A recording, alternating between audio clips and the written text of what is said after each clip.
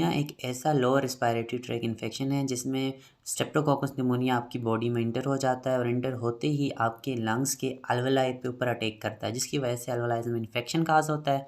उस इन्फेक्शन की वजह से वहाँ पे वाइट ब्लड सेल्स आते हैं और वाइट ब्लड सेल्स आके उन बैक्टीरियाज़ को मार के वहाँ पे पस जनरेट करते हैं और उस पस जनरेशन की वजह से आपके अल्वेलाई इन्फ्लेम्ड हो जाते हैं और उनके अंदर गैसेज एक्सचेंज की प्रॉपर्टी रिड्यूस हो जाती है। इस कंडीशन को निमोनिया कहा जाता है।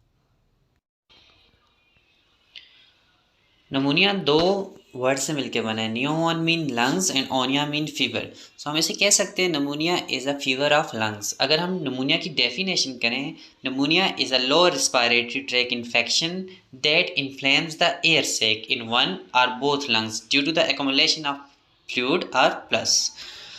देखें, अगर नमूनिया देखा जाए तो इसमें ऐसा होता है, एक नॉर्मल पर्सन के अल्वेलाइज जो होते हैं बिल्कुल राउंड होते हैं और बिल्कुल हेल्थी होते हैं, जैसे आपको ऊपर वाली इमेज में नज़र आ रहे हैं।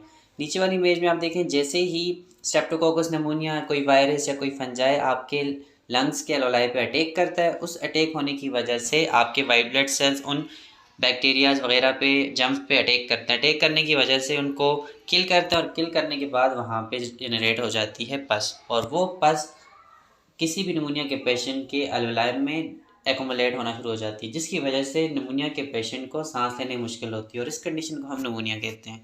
अगर निमोनिया के काजेज़ देखे जाएं, निमोनिया के 30 डिफरेंट काजेज़ हैं, लेकिन ज़्यादातर निमोनिया जो काज होती है वो एक बैक्टीरिया से होती है, जिसे बोलते हैं स्ट्रेप्टोकोकस निमोनिया या माइकोप्लाज्मा। इसके अलावा निमोनिया डिफरेंट वायरसेस की वजह से भी होता है, जिसमें इन्फ्लुएंजा वायरस है, आरएसवी वायरस है और कोरोना वायरस है।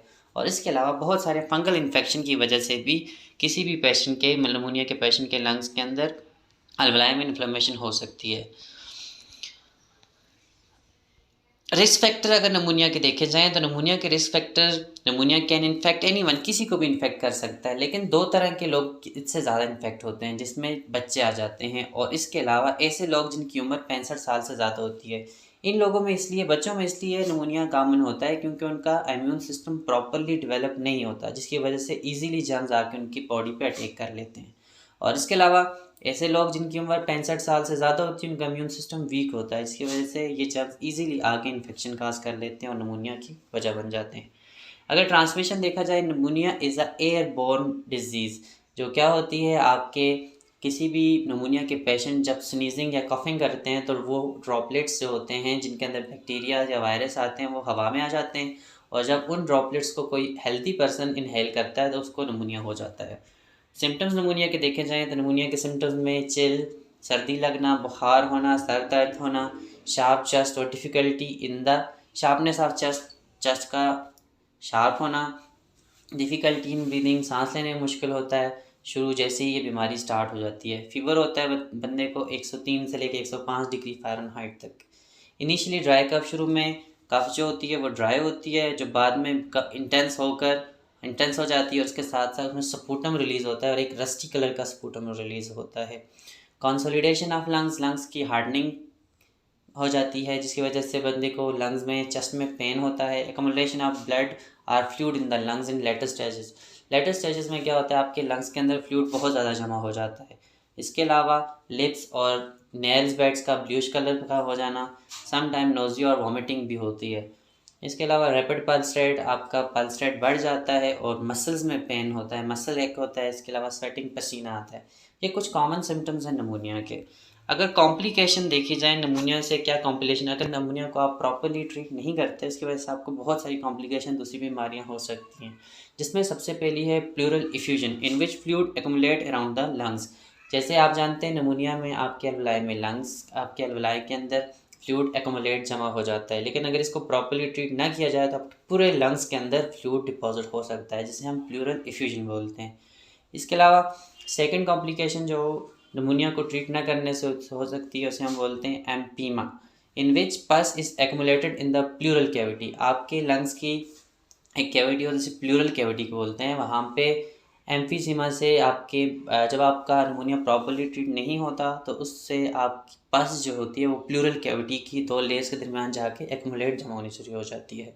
इसके अलावा तीसरा जो कॉम्प्लिकेशन है उसे बोलते हैं हाइपोनेट्रीमिया। हाइपोनेट्रीमिया में किसी भी निमोनिया के पेशेंट के अंदर सोडियम लेवल लो हो जाता है, और सोडियम लेवल लो होने की एक वजह यह बताई जाती है syndrome of inappropriate anti diuretic hormone. इस सिंड्रोम की वजह से आपको जितने भी मलेरियल पेशेंट उन्हें हाइपोनेट्रीमिया होता है, जिसकी वजह से उनके ब्लड में सोडियम का लेवल कम हो जाता है। चौथी कॉम्प्लिकेशन जो होती है एब्सेस होता है, a painful area of inflamed tissue that is filled with the पस इज कॉल्ड एब्सेस। जैसे ही आपकी बॉडी के अंदर फ्लूइड डिपॉजिट होना शुरू हो जाता है, उसकी वजह से वहाँ पे एब्सेस बनना शुरू हो जाते हैं। तो ये कुछ कॉम्प्लिकेशंस थी अगर आप निमोनिया को प्रॉपर्ली ट्रीट नहीं करते उसकी वजह से। अब ट्रीटमेंट क्या हो सकती है निमोनिया की? ट्रीटमेंट में सबसे पहली आपने ट्रीटमेंट में करना है सेल्फ केयर, अपना ख्याल रखना है। कैसे रखना है? Take entire course of any prescribe medicine. जब आपको मेडिसिन दी जाए उसका पूरा कोर्स आपने लेना है। Stay at home from the school, आपको बेड रेस्ट में लेना चाहिए। इसके अलावा ड्रिंक प्लेंटी ऑफ वाटर, ज़्यादा से ज़्यादा पानी पीना चाहिए, स्पेशली पानी। Complete the bed rest, bed rest को कंप्लीट करना है। मेडिकेशंस देखी जाएँ तो बहुत सारी मेडिकेशंस ट्रीट की जाती हैं। अगर बैक्टीरियल नमूनिया है तो उसके नतीजे में आपको डॉक्टर प्रेस्क्राइब करता है, एंटीबायोटिक्स प्रेस्क्राइब करता है, जिसमें एमॉक्सिलिन आ जाती है। और सेकंड लाइन ट्रीटमेंट में अगर देखा जाए तो लेवोफ्लेक्सेसिन और मोनोफ्लेक्सेसिन आ जाती हैं, is used to treat viral pneumonia. Viral pneumonia के लिए आपको एंटीवायरल ड्रग्स दी जाती है, जिसमें रेबावायरन आ जाता है और डिफरेंट दूसरी इंटरफेरॉन अल्फ़ा वगैरह सारी एंटीवायरल ड्रग्स आ जाती हैं। और बुखार ज़्यादा होता है जैसे ही नमूनिया में, तो बुखार को कम करने के लिए फीवर रिड्यूसर्स मेडिसिन दिए जाते हैं, जिसमें एरिन है, पैनाडोल्स वगैरह आ जाते हैं। और कफ़ को रिलीफ देने के लिए एंटी कफ सिरप्स भी दी जाती हैं। अगर प्रिवेंशन देखी जाए निमोनिया की prevention, get proper pneumonia vaccination, आपको प्रॉपर नमोनिया की वैक्सीनेशन लेनी चाहिए।